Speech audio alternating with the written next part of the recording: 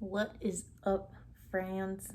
Today, I just want to talk about something that was initially a huge struggle I was not expecting to encounter during my pregnancy, especially this early on. I want to talk about things that caused me quote unquote mom guilt right off the bat. Within a few weeks of getting pregnant, there was already so many things that were just so overwhelming. My emotions and my hormones were just everywhere. And today I want to go through with you guys all of the issues that I ran into and needed to overcome. That way, you guys might be able to take some tips and tricks from this to be able to change your mindset if you're struggling with the same thing. I put some notes here on my phone, so I'm going to be referencing these a bit, but let's just jump right into it. The first thing that initially caused a stall in my pregnancy was that I felt no connection to my baby. And I actually felt like a parasite was feeding off of my body. Those are the exact words that I used, and people didn't like it.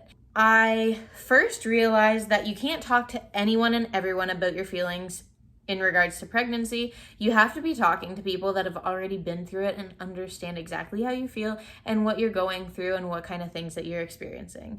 Set the scene.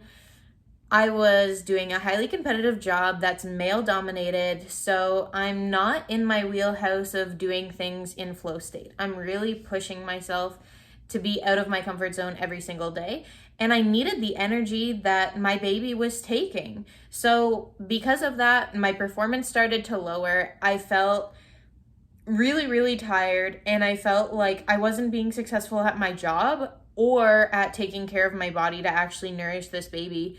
I felt like I didn't feel any connection to this baby, and I felt like it was just draining my energy because the first trimester hits hard, okay? You feel like an 80-year-old woman on a great day. And an 80-year-old woman, not one of those ones that you see that's doing weightlifting and looks great for her age. No. Like an 80-year-old woman on bed rest, nearly dead. That is exactly how I felt. It was taking all of my energy. The one thing that I did that really started to get me over this hump was I talked to someone that had already been through multiple pregnancies herself. She could actually resonate with me on the emotions and feelings that I was having, and she said that she felt the exact same way during her first pregnancies and that I was also completely normal.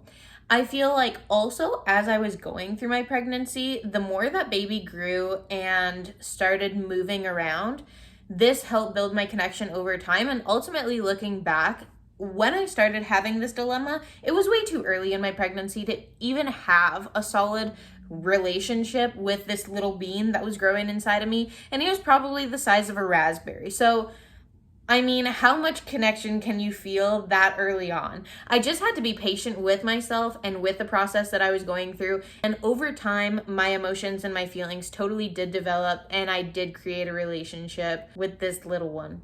Granted, I will say, not all moms are the same. I've seen other women be pregnant and right off the bat, they feel a connection. Right off the bat, they're over the moon, they're ecstatic, whatever. This was simply not me. I don't know if it's because of the type of lifestyle that I was living. I'm not sure what exactly the reason was for that.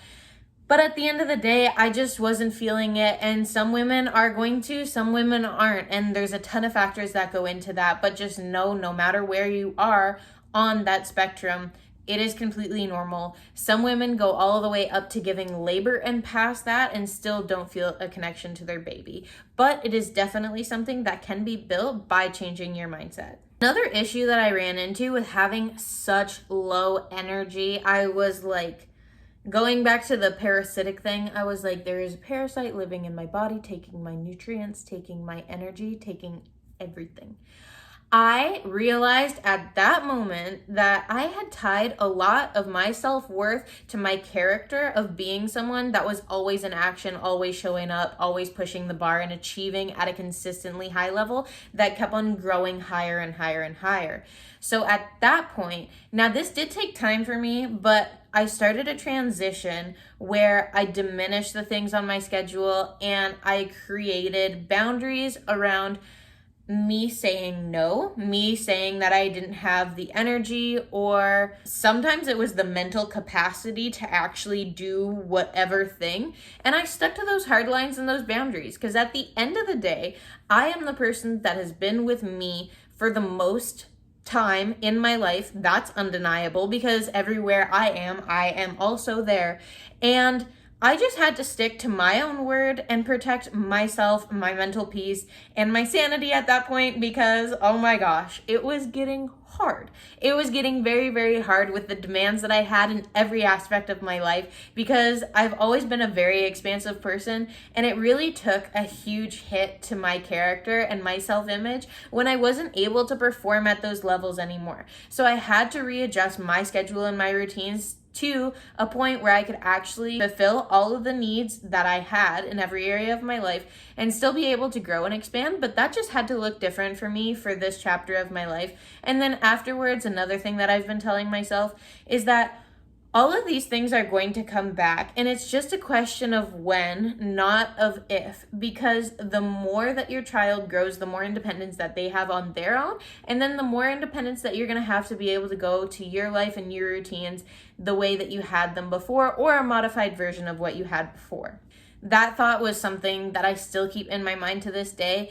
And it's a thought that I keep in regards to a lot of things that comforts me, and knowing that this is just a chapter and this is just a season, and that I'm going to be able to go back to doing the things that I did before pregnancy. Even if it does look a little bit different, it'll be my choice at that point if it does look different and what those modifications are. The next thing that I struggled with at the start, when I started actually feeling my baby move, first off, I felt him, I call him a him, just because I feel like it's a little boy, but we don't know, and we're not gonna know until literally the day that I am birthing this little guy. Just so that you know, I'm not like leaking a secret. I'm just basing this off of an intuition that I have that my first baby is gonna be a boy, but maybe I could be completely wrong.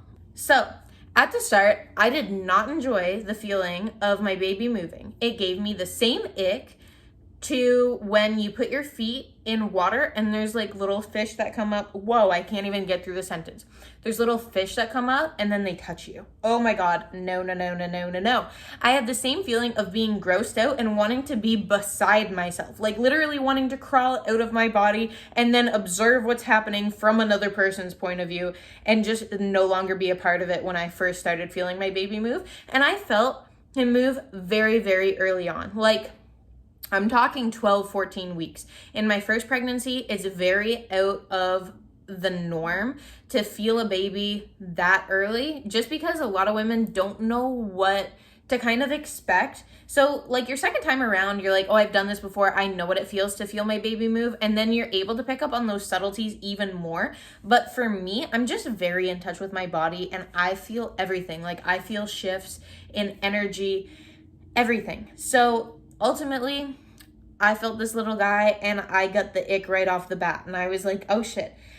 I understand that when you're a baby in the womb, you are a little sponge and absorbing absolutely everything, okay?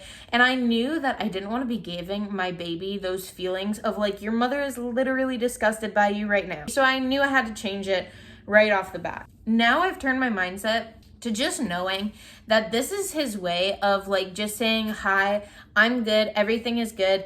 And I told myself every time that I feel a little kick or a little movement, he's kicking me right now, that it would give me a feeling of joy. And this was something that I did have to repeat because initially at the start, like my baby's always been one of those hyperactive babies at night. So I'm literally laying down and this guy is like crawling out, like trying to crawl out and start life right now. And I'm like, you're hurting me. Like you're crawling up into my ribs. I'm like aggravated because I'm tired, I'm hormonal, I'm exhausted. It's already been a day, okay? And this guy at 11 o'clock is like, I'm crawling out. And I'm like, can you just chill? Like, can you chill? I'm trying to go to bed. So in between like 11 and 1 a.m., this guy is like creating these terrible feelings in my body. And after a while, I was just like, you know what? This is just him saying, I'm good. Everything is good. I'm happy. I'm practicing the movements for life. So that's another thing that the more education I found that I had, the more I was able to change my mindset about anything and everything, because I could choose to inform myself with empowering information that was able to change my mindset in a way that was going to make me feel better. So I watched this one video that it actually said the reason that you feel your baby moving around so much is because they're practicing things for life. Like they're practicing for life outside of the womb after birth. And then I kind of thought that it was really cute. They also said that they're in there like making faces and just practicing. So now I'm like, okay, you're practicing for life. That's exciting. And it's cute, and I'm excited to meet you. I'm excited to see you. I find the more that you progress in your pregnancy, at least for me, from my perspective, I do kind of get worried because at the start, there wasn't as much emotional investment. Not to say that it wouldn't matter if you lost a baby at the start. Obviously, any loss is something that is very notable for a mother because there's a lot of feelings of like, you know, she feels like she messed up, she feels like she didn't do the right thing, whatever. But what I'm trying to get at is just the longer that your pregnancy goes on, the more that you're kind of worried about, for lack of a better word, you're worried about this little guy in there and you want to make sure that he's okay. So now for me, every movement that I feel, I'm like, good. I'm happy that you're okay. I'm happy that you're checking in. I'm happy that you're well. I'm happy that you're getting the things that you need because I am taking care of my daily routine that I tailored to you and to my body during this period of time in my life. And so the longer that that relationship goes on, obviously the deeper it grows, the more meaningful it becomes to you. And at this point, everything that I feel to me is just a movement of reassurance, and it brings happiness and joy to me. The next one is still something that I kind of stare off into space, and my boyfriend's like, what are you thinking about? And this comes up, my stretch marks. Because I always loved being in a bikini. I always loved being basically half naked because I loved my body. Through and through, love my body. I'm not seeking attention or validation outwardly. I give that to myself. I love seeing a nice ass on a woman, and I love it when it's me, okay? I love seeing my nice ass and my woman features and my body, and I'm proud of it because I put so much work into this. I've been working on my body and my personal outward physical image for over 10 years, bodybuilding at the gym, spending countless nights and hours and crying and agony and dieting and laying on the floor and crying and having cravings and sacrificing. And it's just been so much incredible work. I cannot explain it to you even if I had hours and days, because it's been years and years of sacrifice and hard work and dedication and focus that I've put into crafting this beautiful body that I love. And all of these stretch marks to me are ruining my body, and it made me so sad because I don't want to show myself like I did before. I don't have the same confidence that I did before. I don't feel good. And then it spirals into all of these other things that I'm going to talk about in a minute. But to me, at the end of the day, what I'm focused on for stretch marks is that they have procedures that are able to fix it. And I'm just going to go and get laser afterwards because I want to have zero resentment. And I'm not saying resentment on a conscious level. I'm saying resentment on a subconscious level, but I've done so much work on my subconscious mind and understanding the psychology of people that I just understand that if in your mind somewhere, consciously or subconsciously, you say this baby gave me these stretch marks before I loved my body and now I don't, well, you're going to have some negative energy tied to your child that really your child didn't create. Like, yes, the pregnancy did create, and yes, your child created that pregnancy. But at the end of the day, it was also your body's reaction to the pregnancy that created those stretch marks. So I don't want to have that resentment. I don't want to have that negative energy. And I also don't want to feel like a beautiful part of my life is coming to an end or dying because of me giving birth to another life. Something that I tell myself all of the time is that they have procedures for this because it's a problem that a lot of women have, and I'm sure it's very profitable to fix that problem. I'm gonna go get laser and I'm gonna fix the pigmentation in my skin. I'm going to love my body even more than I did before my pregnancy because now, on another level, my body has given me multiple things that I can be over the moon happy about.